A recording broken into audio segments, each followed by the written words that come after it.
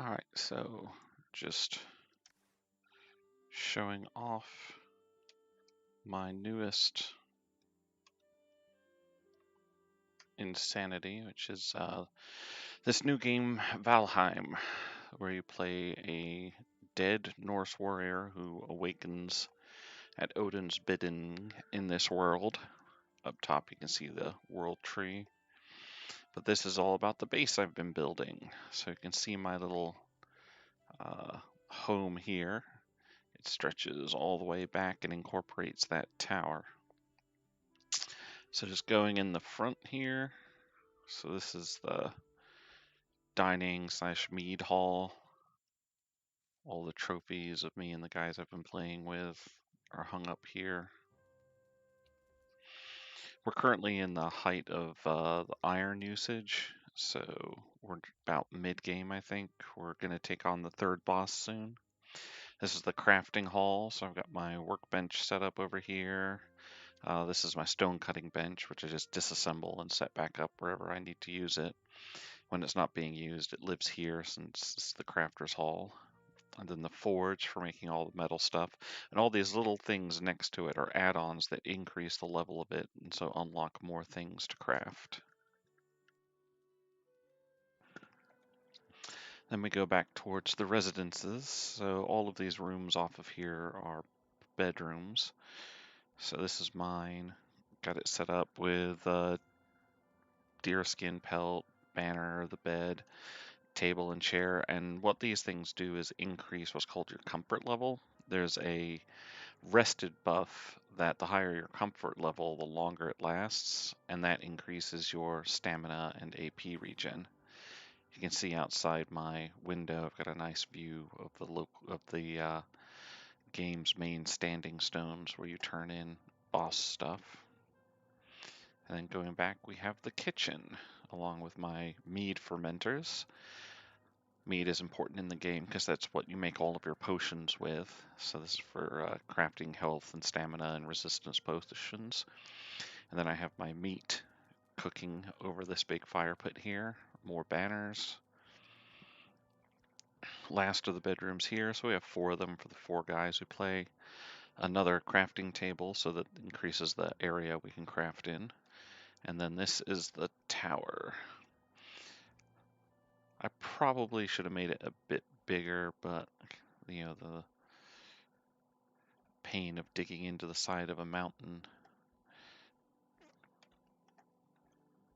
And so the very top here is kind of a lookout. You see, the game is low poly, but honestly I think it's very beautiful. They did an excellent job of using all of it. There's that standing stones. So you can look back over my home here. You can see the smoke being vented out of the kitchens. It's important when you're building roofs to leave gaps that then allow the building to vent the smoke, or it'll build up and you'll die. And then back down. So the house is built kind of half into this mountain, or hill really, and so at the halfway point here, someone took out my torch, so that's why it was broken. Halfway up the tower we have a little exit as well.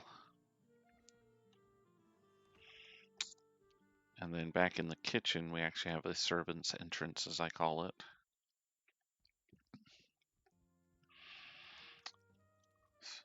And then heading back towards the main.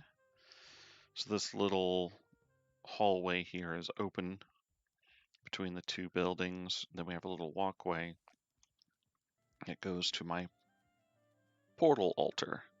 And you can plant trees and everything in this game, so I kind of set up the trees around it as a grove. And portals in this game are point-to-point connection. So this one portal can only connect to one other portal. You give them the same name and they connect. So we have a lot of bases and other places we like to go. So we set up portals to travel back and forth, but that means you've got just portals everywhere. So what I've done, if you step through this one portal, my base has a little hidden basement in it. And within that hidden basement lies all my other portals. So above here is the crafting room. And then this goes out, and so this is under the main portal itself here, which I misjudged the height. I can't fit any more portals in here, so I'm either going to have to raise the height because I can't dig further down. There's a limit to how far you can build down in the world, and that's set at the basic world level and then goes up. So if you start digging down at the bottom of a hill, you go down the same distance that you dig down at the top of the hill. So you'll never align them because of that. So I have to like raise this up by 1 block height. That means I have to tear up the entire bottom of that altar, destroy the main portal, and then rebuild the floor higher. So for now, this may just get turned into deep storage for items that we'll never use again. And I also kind of left all this rock kind of pooling in. Kind of think it looks cool. It's just kind of a problem with how this is in the, sunk below the earth, and then I restore the earth around it to level it. But yeah, so that's the main building. The town itself, I've got a few things I'm working on in there. My next idea is to build a fighting pit, but realistically what I need to do is build walls. So coming off of here, I got a little path coming, so you can just walk to the portals off the main path here. Little street sign, so I've built docks that direction. A friend of mine's building a bridge over a river way that direction. My warehouse, and then the Mead Hall, as I'm calling my big building. But this was the original building we started with when we first logged in. Kind of kept it.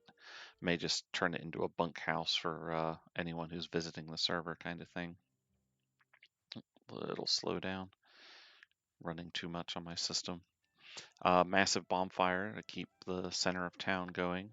This is my warehouse, and I'm honestly going to have to expand this, I think, bring it forward another whole section, because as you can see looking in here, it's wall to wall cases just filled with stuff, and a lot of these are just filled to the brim. So I need to add some more. Then out back here, I've got some crop fields. Normally I'm running carrots and turnips. Those are the only two things you can actually cook right now or plant and harvest right now. But I'm full up on carrots and don't have anything that the mushrooms I need to cook for them, so I'm doing turnips so I can boost up those. And then I've been practicing a little animal husbandry here with my pigs. You can see I've got 3 piglets and 5 full-grown pigs right now. So what you have to do is actually set up a pen, was what I've done. Leave the doors open, anger a wild pig or two, and they'll chase you. Run in here and then trap them in, leave them with some food, and they'll slowly acclimatize and they'll become tame. And once they're tame, you still have to watch and make sure they don't path out, but they won't attack you.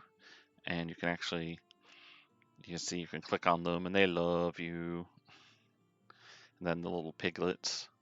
And as long as they're happy, which means as long as they're fed. Oh, I got 4 piglets. Look at that. I got tons of pigs in here. But yeah, as long as they have food and enough space, they'll make babies. And then as long as there's still food, the babies will grow up. And then you can kill them and eat their meat. And boars are the lowest level creature in the game. But they've done a really good job in this game of ensuring that even the low level items are still necessary. So the basic meat is still used to make really good food buff items. It's all about food buffs in this game. Your hit points never increase by leveling up. You just get access to higher tier food, and that food gives you more hit points and more stamina, and you can have 3 food items active at once. So stacking 3 different food items allows you to, your normal hit points is 25. Right now, I think I can run between 130 and 150 depending on what buffs I get. They do degrade, so that's a little annoying because it's not like they just expire after a certain amount of time. They do slowly degrade over that time until they have to be replenished. But it's just kind of an interesting thing. And like I said, since it still makes all the lower level things important, it pays to hoard, which is exactly what we're doing, as you can see by the warehouse I showed you. But yep, so this is just what I've been doing recently. It's kind of distracted me from all the other things I was planning on doing on the channel. So I wanted to go ahead and let everyone know, show what I've been working on. And yeah, pretty fun. And it's in early access on Steam right now, and it's only 20 bucks. And honestly, it's more polished and stable than a lot of AAA releases that I've seen. So I highly recommend it. So I'm going to go back